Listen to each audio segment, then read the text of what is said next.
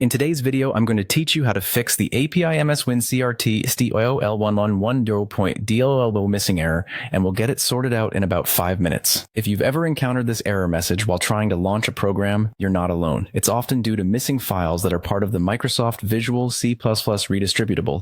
But don't worry, I'll guide you through the process of resolving this issue efficiently. First off, we're going to visit the official Microsoft website.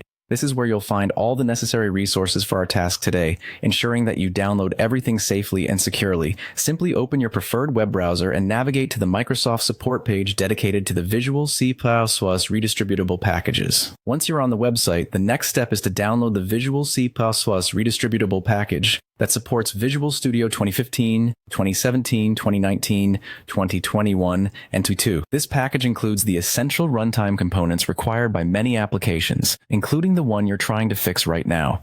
After reaching the download page, it's crucial to identify and select the correct version for your operating system. Here's how you can determine which file to download. Check whether your Windows version is 32-bit or 64-bit. If you're uncertain about this, you can easily find out by going to your computer's settings, clicking on System, and then About.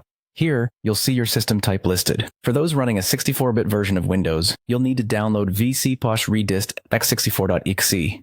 Conversely, if you're using a 32-bit Windows system, download vcposh-redist.exe. Ensuring you download the correct file is key to resolving the issue effectively. Once you've got the right file on your system, double-click to open the installer. It's a straightforward process from here. Follow the on-screen instructions, accept the license terms, and hit Install to begin. During the installation, your computer is essentially integrating these crucial components back into the system, which should take care of the DLL issue you've been experiencing. The final step is to restart your computer. While this might seem like a small detail, restarting allows your system to apply the changes made during installation fully. It's a necessary step to ensure everything runs smoothly. And there you have it. Once your computer restarts, try launching the program that was giving you trouble. You should find that the error message is gone, and your program runs successfully.